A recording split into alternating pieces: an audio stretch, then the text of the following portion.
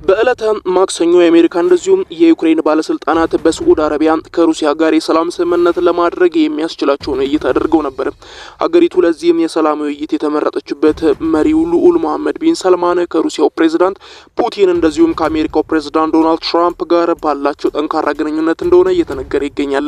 የሳዑዲ አረቢያ መንግስት በተፋላሚዎች ወገኖች መካከል አደራዳሪ በመሆን ከፊት ለፊት ተቀምጣለች። የሳዑዲ አረቢያ ትንሿ ጎረቤት ኳታርም ባለፉት 2 አስርት ዓመታት በዓለም ታዋቂ የሚባሉ የሰላም ስምምነቶችን ስታደርግ ቆይታለች።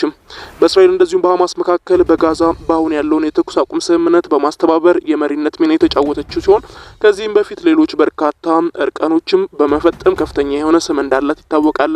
ታዲያ እነዚህ ሁሉ ጎረቤት ሀገራት በዓለም አቀፍ የሰላም አደራዳሪነት ሚና ውስጥ እንዴት ሊገቡ ቻሉ የሚሉትን በዝርዝር እንመለከት ነው። እንደወጡት ዘገባዎች ከሆነ ሳዑዲ አረቢያ የዛሬውን አስታራቂነት ሚና ከመውሰዷ በፊት ለበርካታ ዓመታት ጠብጫሪ የሆነች ሀገር እንደነበረች ይነገራል። እንደ አውሮፓውያን አቆጣጠር በ2015 በየመን እርስ በርስ ጦርነት ውስጥ መንግስትን በመደገፍ ጣልቃ ገብታ የሁቲ አማጽያን ላይ የአየር ድብደባና የመድፍ ጥቃቶችን ስታደርግ ቆይታለች። እንደ አውሮፓውያን አቆጣጠር ደግሞ በ2017 የሊባኖስ መንግስት ሳዑዲ አረቢያ የሊባኖስ ጠቅላይ ሚኒስትር ሳዕዲ ስልጣን እንዲለቁ ለማስገደድ በቁጥጥር ስር አውላቸው እንደነበር ተወንጅላ ነበር። ይህም ብቻ አይደለም። እንደ አውሮፓውያን አቆጣጠር በ2018 የሳዑዲ አረቢያ መንግስት በመተቸት የሚታወቀው ጋዜጠኛ ጀማል በመንግስት ወኪሎች በኢስታንቡል በሚገኘው የሳዑዲ አረቢያ ኤምባሲ ውስጥ ተገድሏል። በአሜሪካ የሚገኘው ዋሽንግተን ዲሲ የመካከለኛው ምስራቅ ኢንስቲትዩት ባልደረባ የሆኑት ዶክተር ፖል ሳሌም እንደሚናገሩት ከሆነ የመሐመድ ቢን ሰልማን ቀደምት አመራር ግጭት ጠማቂዎች ነበሩ ሲሉ ይገልጿቸዋል። ይሁን እንጂ አመራሩ ግጭትን ከማባባስ ይልቅ የሰላም ስምምነቶች ላይ በማሸማገል ከፍተኛ የሆነ ስራዎችን ሲሰራ እየታየ ይገኛል። ሳዑዲ አረቢያ በመካከለኛው ምስራቅ ያላት ሰላምና መረጋጋት እንዲሻሻል በዋነኝነት የሰላም ድርድሮች ላይ ስትሰራ ቆይታለች ሲሉም ይነገራል።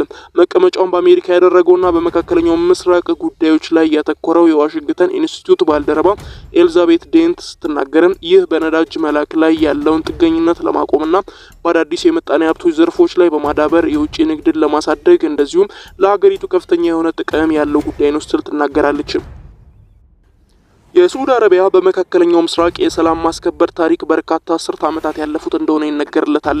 እንደ አውሮፓውያን አቆጣጠር በ1989 በሊባኖስ ተፋላሚ ወገኖች መካከል ወደ ታሂፍ ስምምነት ያመራው በ1990 የተኩስ አቁም የተደረገበት ውይይት እንደነበረ እንደዚሁም በእሱ አሸማጋይነት እንደነበር ይታወቃል።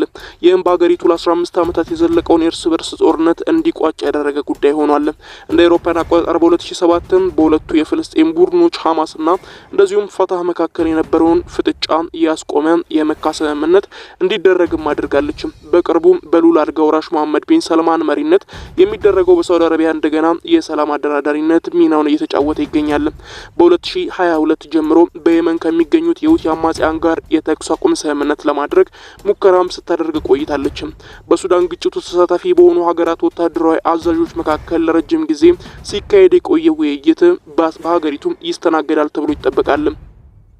ሳዑዲ አረቢያ በ2022 በሩሲያና በዩክሬን መካከል የተደረገውን እንደዚሁም በሁለቱ ሀገራት ግጭት ተይዘው የነበሩትን ከ250 በላይ የጦር መርከቦች ወደ ቤቶቻቸው እንዲመለሱ ማድረጋቸው ይታወቃል።